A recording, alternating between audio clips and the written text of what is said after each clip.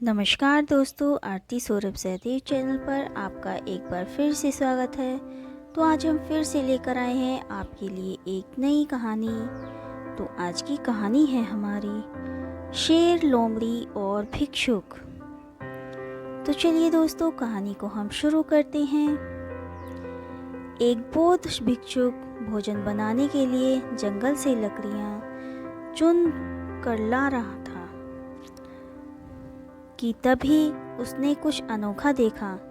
कितना अजीब है ये। उसने बिना पैरों की लोमड़ी को देखते हुए मन ही मन सोचा, आखिर इस हाल में ये जिंदा कैसे है। उसे आश्चर्य हुआ और ऊपर से ये बिल्कुल स्वस्थ है। वह अपने ख्यालों में खोया हुआ था कि अचानक चारों तरफ अफरा तफरी मचने लगी। जंगल का राजा शेर उस तरफ आ रहा था। भिक्षुक भी तेजी दिखाते हुए एक ऊंचे पेड़ पर चढ़ गया और वहीं से सब कुछ देखने लगा। शेर ने एक हिरन का शिकार किया और उसे अपने जबड़े में दबाकर लोमड़ी की तरफ बढ़ रहा था, पर उसने लोमड़ी पर हमला नहीं किया, बल्कि उसे भी खाने के लिए मांस के कुछ टुकड़े डाल दिए। ये तो घोर आश्चर्य है।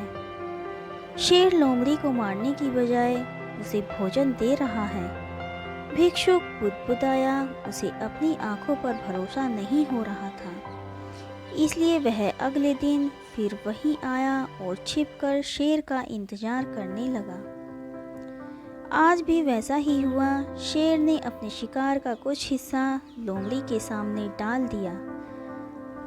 यह भगवान के होने का प्रणाम है, भिक्षुक ने अपने आप से कहा।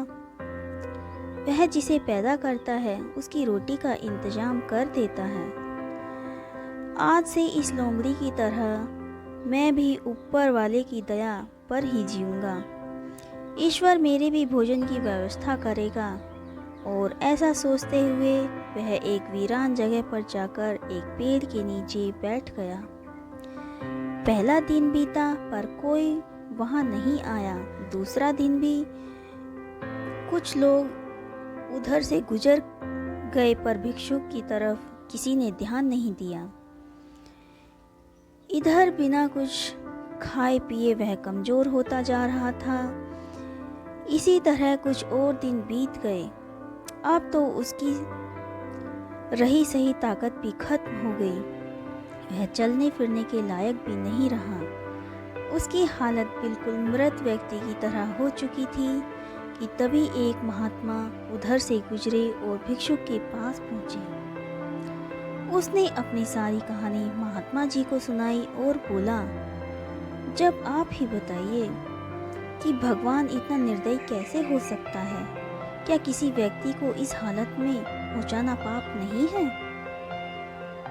बिल्कुल है, महात्मा जी ने कहा, लेकिन तुम इतना मूर्ख कैसे हो सकते हो? तुम ये क्यों नहीं जानते कि भगवान तुम्हें उसे शेर की तरह बनते देखना चाहते थे, लोमड़ी की तरह नहीं। तो दोस्तों, आज की कहानी आपको हमारी कैसी लगी हमें कमेंट करके ज़रूर बताएं। अगर आपको हमारी कहानी पसंद आई हो तो उसे ज़्यादा से ज़्यादा लाइक और शेयर करें और हमारे चैनल को सब्सक्राइब करना ना भूलें। धन्यवाद।